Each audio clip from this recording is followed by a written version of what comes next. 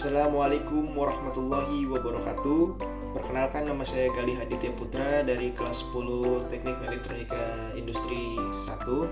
Di sini saya ingin menampilkan sekaligus menjelaskan materi tentang konektivitas antar ruang dan waktu. Mungkin tidak usah banyak-banyak bicara lagi. Mari kita saksikan bersama-sama video penjelasan dari saya. Semoga video ini bisa menjadi sebuah pembelajaran yang baik bagi para penonton semuanya.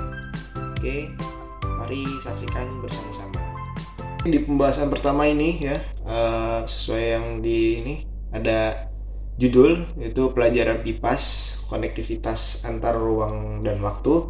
Kemudian disusun oleh saya sendiri, yaitu Galih Aditya Putra. Kemudian kita lanjut daftar isi. Di sini daftar isinya itu yang pertama ada aspek ruang dan waktu, kemudian unsur-unsur aspek ruang dan waktu, ketiga ada contoh interaksi ruang dan waktu, kemudian yang keempat pengaruh interaksi keruangan dan waktu. Ya, langsung kita masuk ke materinya. Yang pertama yaitu aspek ruang dan waktu. Di sini aspek ruang. Ruang merupakan suatu tempat di muka bumi yang dapat dimanfaatkan untuk aktivitas individu maupun kelompok. Jadi aspek ruang meliputi wilayah darat, perairan, udara, beserta kelengkapan berbagai organisme biotik dan abiotik. Selanjutnya ada aspek waktu. Aspek waktu adalah konsep yang terkait dengan urutan diurasi dan frekuensi peristiwa atau kegiatan yang terjadi dalam waktu, aspek dan pengelolaan waktu dengan lebih efektif. Kemudian di sini ada unsur-unsurnya. Unsur-unsur aspek ruang itu ada 6. Yang pertama itu ada lokasi. Lokasi menjelaskan posisi atau letak sesuatu tempat atau objek di permukaan bumi. Kemudian ada jarak. Jarak itu mengukur seberapa jauh sesuatu tempat atau objek dari lokasi lain. Kemudian ada arah. Arah itu dia menunjukkan posisi suatu tempat atau objek dalam hubungan dengan arah mata angin. Contohnya tuh kayak utara, selatan, timur, dan barat. Kemudian ada batas. Batas ini menjelaskan batas-batas suatu wilayah atau tempat. Kemudian ada luas, mengukur seberapa besar suatu wilayah atau tempat.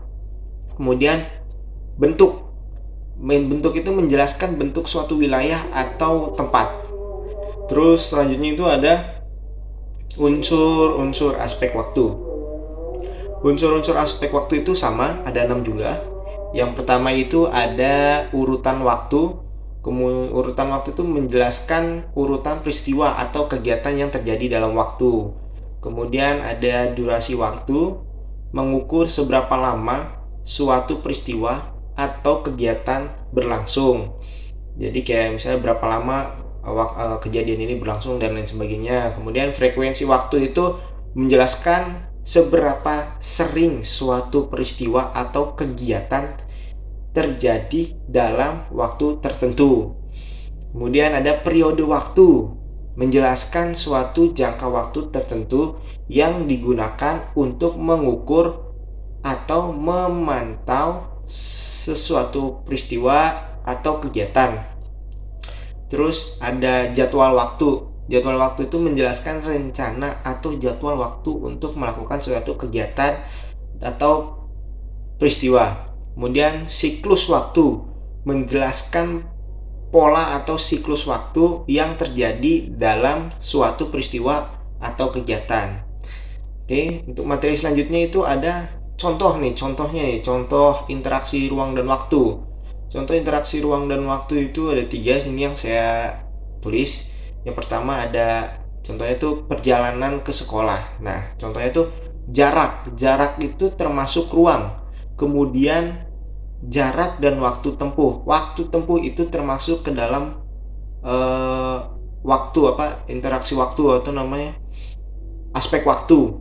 Kemudian mempengaruhi kegiatan perjalanan ke sekolah. Jadi jika dibaca itu jarak dan waktu tempuh mengaruhi kegiatan perjalanan ke sekolah.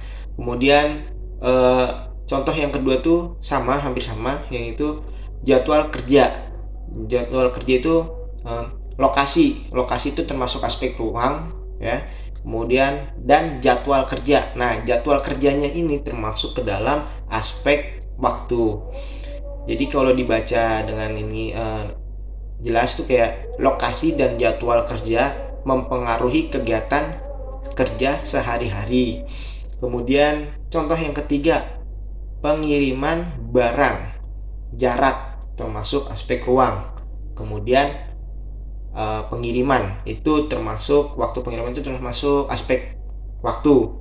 Jadi kalau dibaca dengan jelas lagi, seperti jarak dan waktu pengiriman mempengaruhi kegiatan pengiriman barang. Nah, kemudian setelah habis contoh tuh ada pengaruh interaksi keruangan dan waktu.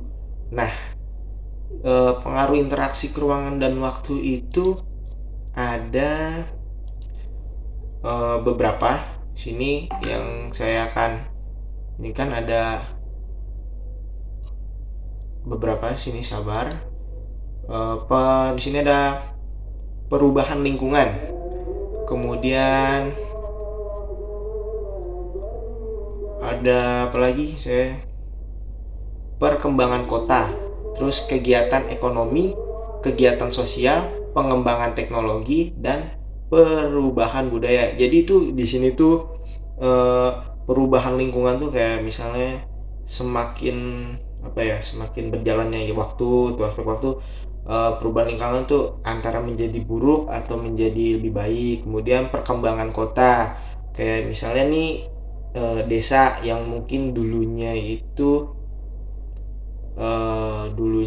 desanya itu sangat-sangat tidak layak, atau bukan tidak layak, tapi kayak kurang bagus desanya. Tapi seiring berjalannya waktu dan bergantinya mungkin kepala desanya, itu akan menjadi lebih baik. Terus kegiatan ekonomi, kemudian sekarang kegiatan ekonomi itu semakin maju karena adanya teknologi, sama tuh yang di nomor pengembangan teknologi itu bisa, karena teknologi sama ekonomi tuh bisa saling bekerja sama tuh. Kayak contohnya tuh sekarang tuh kayak jualan online tuh di aplikasi-aplikasi jual online, ya. Kemudian kegiatan sosial tuh perubahan budaya juga ada. Oke, untuk selanjutnya itu ada yang terakhir nih, penutupan kesimpulan dari semuanya itu aspek ruang merujuk pada konsep yang terkait dengan lokasi, jarak, dan hubungan antar objek atau tempat di permukaan bumi. Sedangkan aspek waktu merujuk pada konsep yang terkait dengan urutan, durasi, dan frekuensi peristiwa atau kegiatan yang terjadi dalam waktu. Kemudian interaksi ruang dan waktu, keduanya saling berinteraksi dan mempengaruhi satu sama lain dalam berbagai aspek kehidupan. Pentingnya memahami aspek itu ruang dan waktu dalam berbagai bidang seperti geografi, ekonomi, sosial, dan teknologi. Memahami aspek ruang dan waktu sangat penting untuk membuat keputusan yang tepat dan efektif. Oke. Mungkin cukup sekian dari saya, penjelasan dari saya. Kurang lebihnya mohon maaf apabila ada kesalahan dalam bertutur kata atau kata-kata yang mungkin kurang jelas, mohon dimaafkan. Sekian, wal taufik wal hidayah. Wassalamualaikum warahmatullahi wabarakatuh.